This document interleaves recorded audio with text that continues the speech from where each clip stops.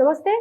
ప్రస్తుతం మనతో పాటు సీనియర్ జర్నలిస్ట్ భరద్వాజ్ గారు ఉన్నారు. ఆయనతో మాట్లాడదాం. నమస్తే సార్. నమస్తే సార్, విజయ్ దేవరకొండ డెబ్యూ డైరెక్టర్లతో నేను ఇక చెయ్యను అని చెప్పేసి అంటున్నారు. ఎందుకంటారు? అంటే ఆయన గొడవ ఏంటంటే బడ్జెట్కి ఆ మాట కూడా అన్నాడు అతను. బడ్జెట్కి సంబంధించినటువంటి క్లారిటీస్ ఉండవు, ప్లానింగ్కి సంబంధించి కూడా కొంత కన్ఫ్యూజన్ ఉంటుంది. ఈ గందరగోళం మధ్య అంటే వాళ్ళకి చాలా ఆశలు ఉంటాయి. ఈ ఆశలు ఆకాంక్షలు ఈ నేపథ్యంలో వాళ్ళతో ప్రాజెక్ట్ చేయటం వల్ల కొంత డ్రాగ్ అవుతుంది, రకరకాల ఇబ్బందులకు గురవుతుంది ప్రాజెక్టు. అందుకని ప్రస్తుతం తన కెరియర్ కొంతకాలంగా హిట్లకు దూరంగా ఉన్నాడు ఆయన. కాబట్టి హిట్ ట్రాక్ ఎక్కించాలి. ఇప్పుడు గీత గోవిందం తర్వాత ప్రాపర్ హిట్ లేదు.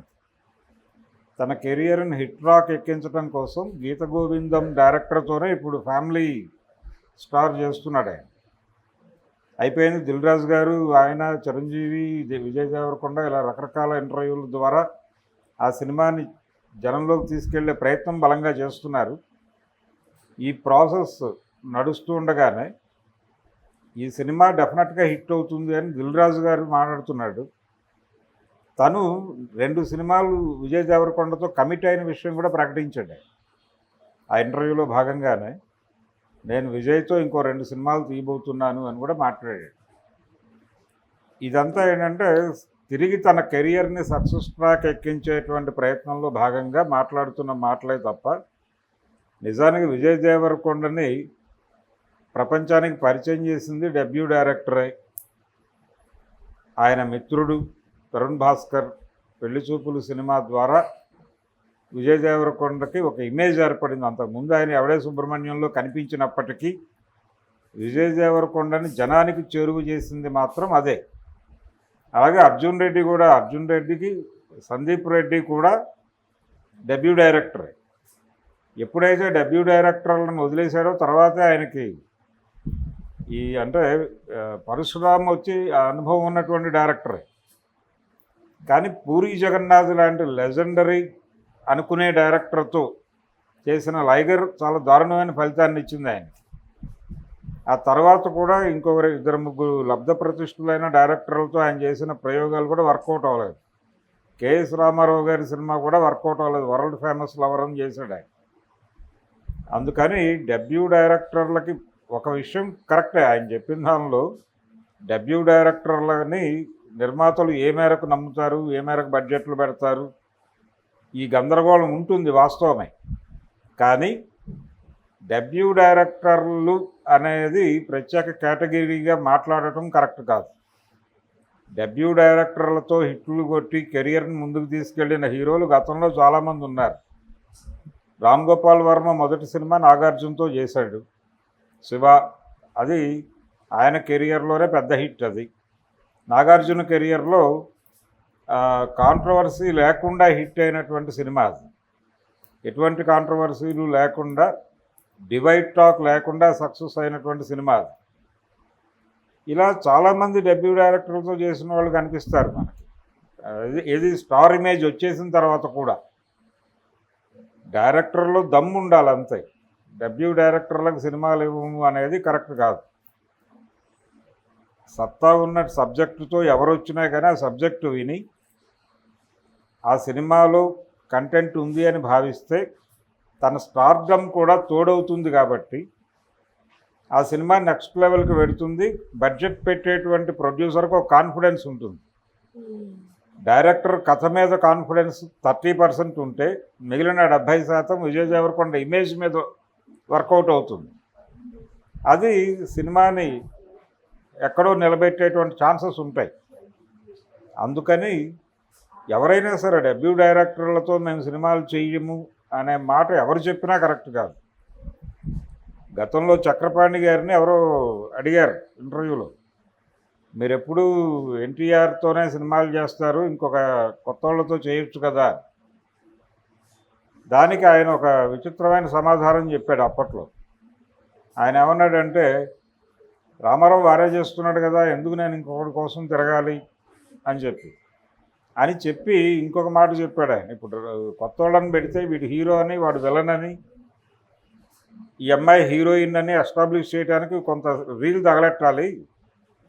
అదే రామారావుని సావిత్రిని చూపిస్తే వీళ్ళిద్దరూ హీరో హీరోయిన్స్ అని జనాలు ఫిక్స్ అయిపోతారు ముందే.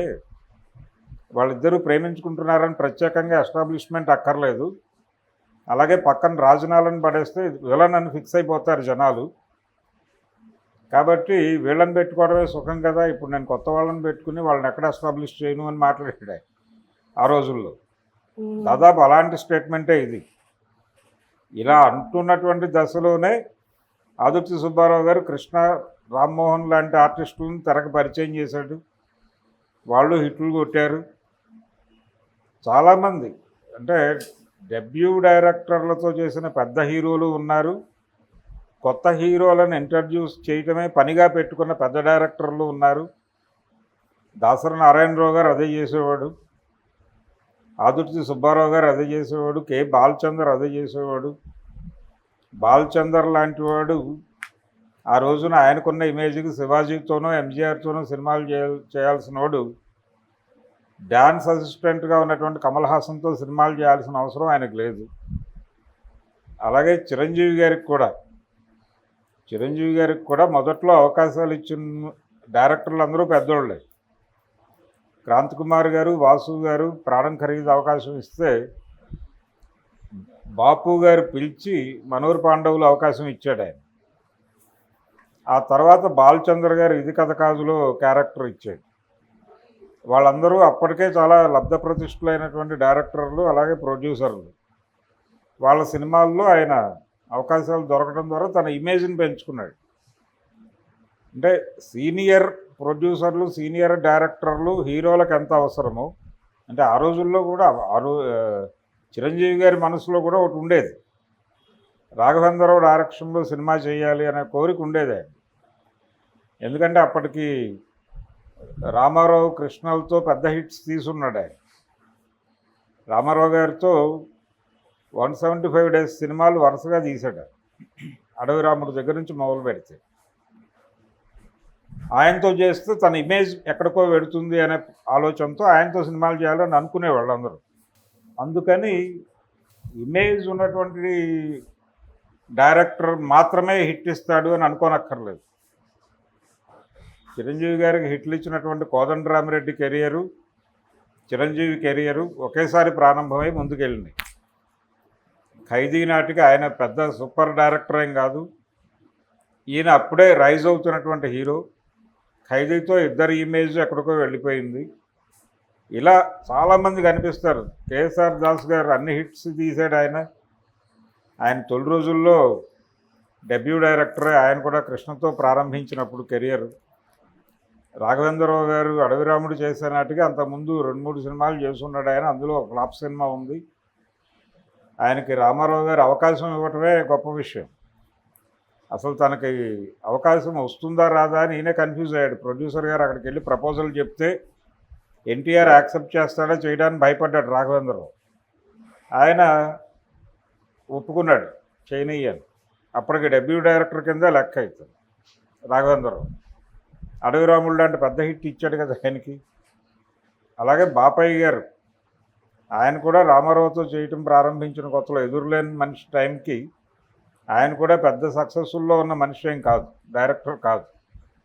ఒక రకంగా డెబ్యూ డైరెక్టర్ లాంటి వాడే. ఆయనకి రామారావు అవకాశం ఇచ్చాడు. ఎదురులేని మనిషి హిట్ సినిమా తీశాడు ఆయన.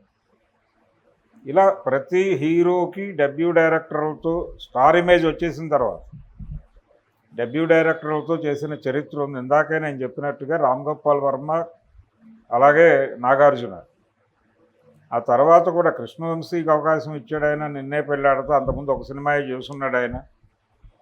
నిన్నే పెళ్ళాడతాలో ఆయన అంటే కొత్త డైరెక్టర్లు తనని కొత్తగా చూపిస్తారు ఆడియన్స్కి అనే నమ్మకం ఉండేది నాగార్జునకి.